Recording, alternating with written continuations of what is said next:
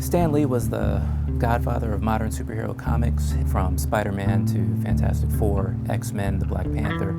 Stan knew that the superheroes themselves were great, but his stories were never about the costume or the powers. It was about how the people who had those costumes and powers related to the world. You know, the X-Men were dealing with discrimination and that the world hated them.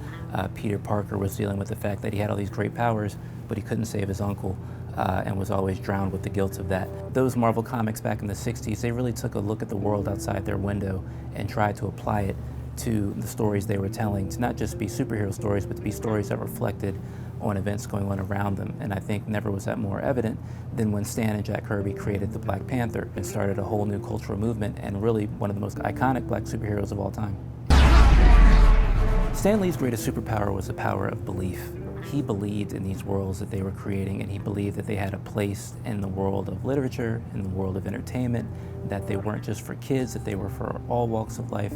And he knew that he was onto something, and it took a long time for the world to catch up, but when they did, it really took over really all aspects of entertainment. That Stan always believed in the power of Marvel's characters long before Hollywood did.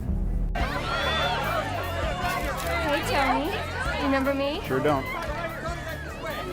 Look great, Hef. If you look at the biggest aspect of Marvel Entertainment right now, it's definitely Marvel Studios and what they've built with this Avengers franchise and the connected movie universes and things like that. Humor is a big part of what has set Marvel apart. Talk about compact cars. Damn, should have paid those parking tickets.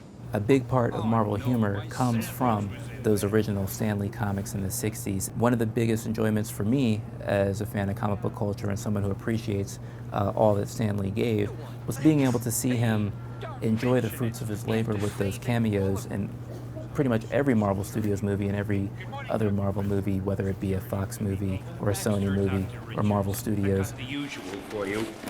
Good to have you back. You know, Stan lived to be 95 years old, and I truly believe the last almost 2 decades of superheroes taking over the world of entertainment really gave him new life and really kind of energized him and gave him a sense of meaning that maybe he deep down he always wanted but finally got. I am so fired.